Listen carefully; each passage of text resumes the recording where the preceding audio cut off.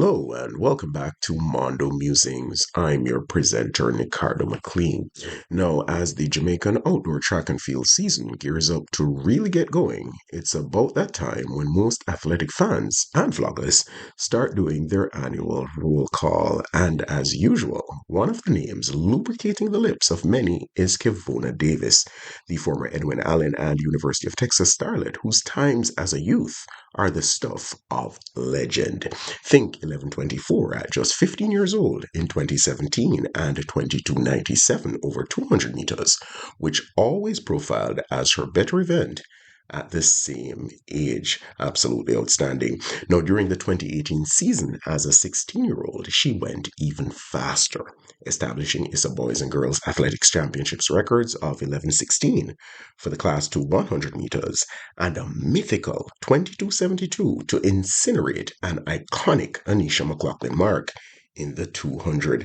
Now, as reported by Sportsmax's Leighton Levy earlier this month, Davis has migrated northeast from Texas, where she was formerly put through her paces by University of Texas head coach Edric Floriel, to Maryland, and a new setup that will apparently see her being guided by the man currently overseeing the development of 17-year-old U.S. 400-meter phenom and Olympic men's 4x4 gold medalist Quincy Wilson.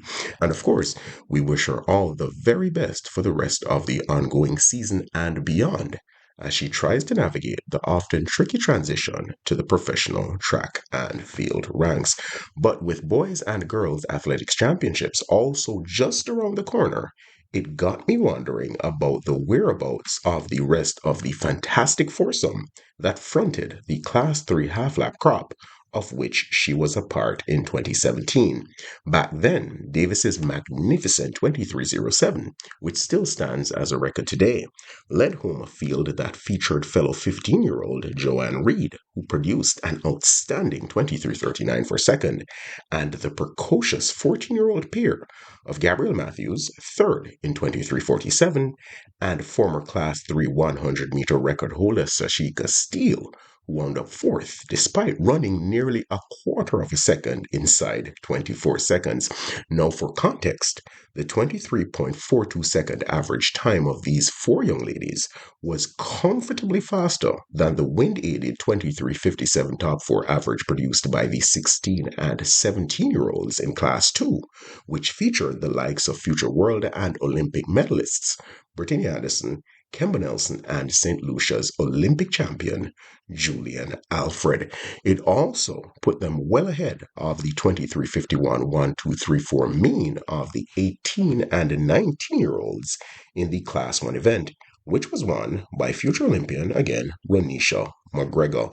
Now, while she hasn't yet achieved the individual success that most of us would have hoped, Joanne Reed, now a senior at quarter-mile powerhouse University of Arkansas, has been a key contributor on some of the fastest relay quartets ever assembled, including the one which also featured recently crowned British World Indoor 400-meter champion Amber Anning and the American duo of Rosie F. Young and Britton Wilson that ran the fastest time in history, 3 minutes 21.75 seconds, to win the NCAA indoor title in 2023. Gabrielle Matthews, meanwhile, has gone up in distance to tackle the 400-meter hurdles since first making her mark in 2017.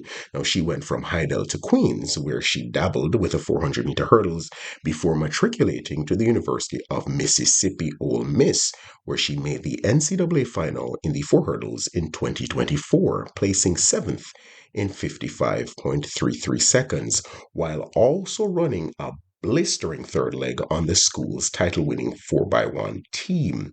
Now, having transferred to long sprints Mecca University of Florida ahead of her junior season, she appears perfectly positioned to legitimately challenge the likes of Rochelle Clayton, Cheyenne Salmon, Genevieve Russell, and Andronette Knight for a national team place in the very near future. Or just maybe we may see her in the long sprints without the barriers in her way, and what a treat that would be.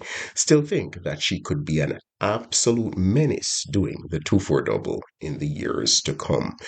As for ex-Homewood ace Sashika Steele, who was just the smoothest 100-meter operator as a second-year Class 4, and first year class 3 athlete when she equaled Shauna Helps' record at 11:50.